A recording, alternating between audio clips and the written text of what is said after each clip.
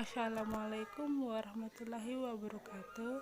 Perkenalkan, nama saya Ariska Shalfiana. Saya dari kelas 3B, jurusan Farmasi, NIM 19045. Saya akan menjelaskan pembuatan simplisia. Yang pertama itu adalah pengumpulan bahan baku. Bahan baku yang diambil dalam pembuatan simplisia seharusnya didapat dari satu wilayah yang sama dalam satu kali panen dengan kondisi tanah, air, dan udara yang sama agar kandungan kimia yang terdapat dalam tanaman tersebut tidak berbeda-beda kadarnya. Waktu panen sangat diperhatikan dalam pengumpulan bahan baku ini.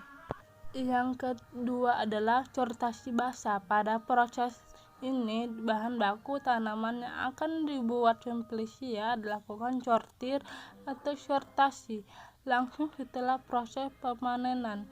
Tujuan dilakukan ini untuk memisahkan bahan organik asing yang terbawa saat proses pemanenan seperti tanah, air, batu, dan lain-lain yang dapat mengganggu pada proses selanjutnya.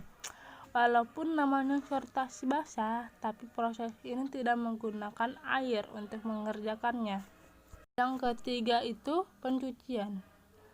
Proses ini dilakukan menggunakan air yang mengalir agar air yang membersihkan tanaman yang akan dibuat simplisia selalu baru. Tujuan dilakukan ini adalah agar lebih membersihkan sisa-sisa bahan organik asing yang masih menempel pada saat sortasi basah. Yang keempat, perajangan. Bagian tanaman yang biasa dilakukan proses perajangan ini misalnya seperti bagian kortek atau kulit kayu, semen atau biji, fruktus, buah, rizome atau akar. Tujuan dilakukan ini untuk memperluas permukaan bagian tanaman yang digunakan agar pada saat proses pengeringan dapat mengering secara merata dan dengan waktu yang cepat atau yang tepat.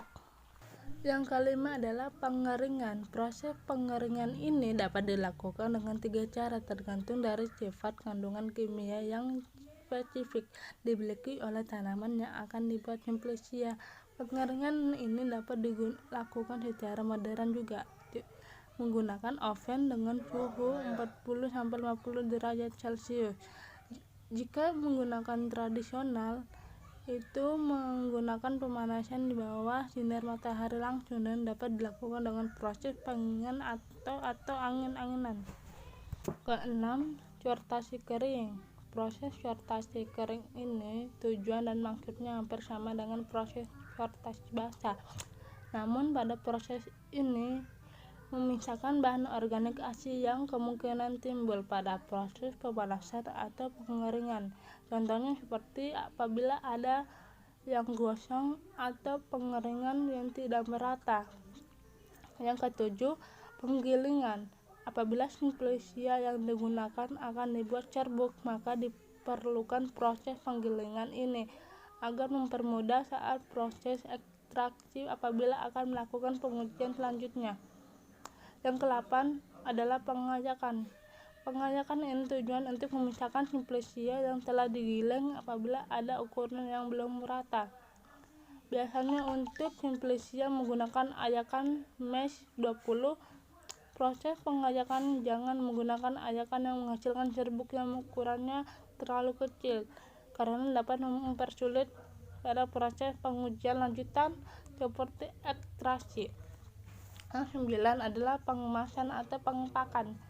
Pengemasan atau pengepakan simplisia yang telah dibuat lebih baik disimpan dalam wadah yang higroskopik, yang kedap udara, dan lebih baik terbuat dari kaca, agar simplisia yang ada di dalamnya tidak cepat mengalami pembusukan atau ditimbuhi mikroba. Sekian cara pembuatan simplisia yang dapat saya berikan, semoga bermanfaat. Sekian dan terima kasih. Assalamualaikum warahmatullahi wabarakatuh.